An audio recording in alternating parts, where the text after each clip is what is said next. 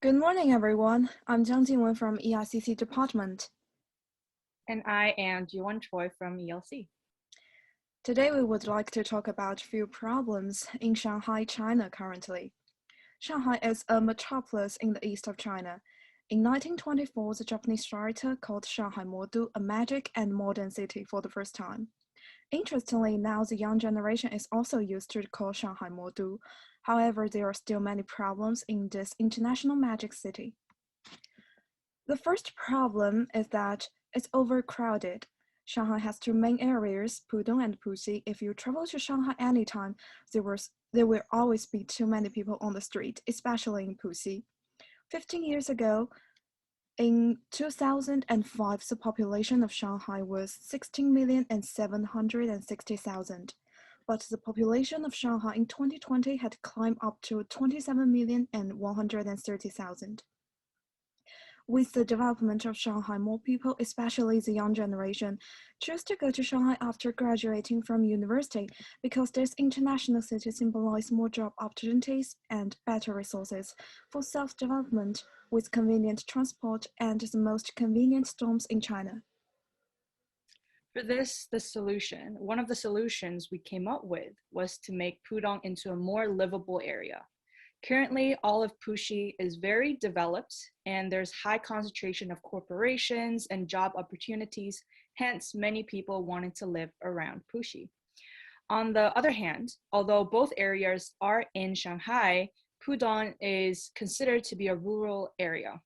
It's quiet and the amenities are widely dispersed and it's surrounded by nature. This is why we think that changing Pudong into a more urban and city-like atmosphere could relieve the overcrowdedness in Puxi. The Chinese government requiring some companies and schools to move from Puxi to Pudong will help disperse the population. After that, the government can breathe some life into Pudong by making new tourist attractions and public transportation more accessible and make living in Pudong more desirable. This will help not only bring more people into the city, but making the quality of the life of people who are already living there much better. The large population also caused higher living expense compared to the other cities. Let's take the housing price as an example. As there are more people and fewer houses, housing price has kept rising during the past years. Now only a few very rich people can buy a house in Shanghai. Now the housing price is 50,000 yuan for each square meter, that is about 8,700,000 won each square meter. The high living expense has become a burden for people who are not resident in Shanghai. And the solution. Redispersing the population in Puxi to Pudong will help with the overpricing of houses in Shanghai, especially Puxi. Moreover, the government can make more legislations on public welfare.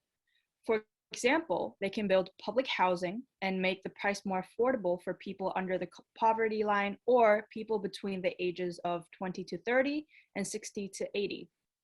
People in their 20s and early 30s might still have student loans or other financial burdens, so public housings for them can help them focus on their future and not the past. After their retirement, people in their 60s, it's hard to be an active participant in a capitalist society. By the government building more public houses and making various public welfare projects, it will help the people in Shanghai at least not worry about the housing prices. So as I mentioned, there are more people in Shanghai. As a result, there are more buildings to be built and more private cars on the road, which caused serious air pollution. Sometimes we can hardly see the Oriental Pearl Tower and the Shanghai Tower because of the smoke in the air. Air pollution has affected people's health and life. China does plant a lot of trees each year to help with the air pollution, but also cuts down more trees for land use and products. The government in Shanghai has placed transportation restrictions on personal vehicles. For example, the plate number ending in an odd number can only be driven in certain days, and vice versa. Apart from that, Shanghai can plant more trees and make more nature landmarks like parks to future contribute to the quality of the air in Shanghai. That's all And for our presentation. thank you. Thank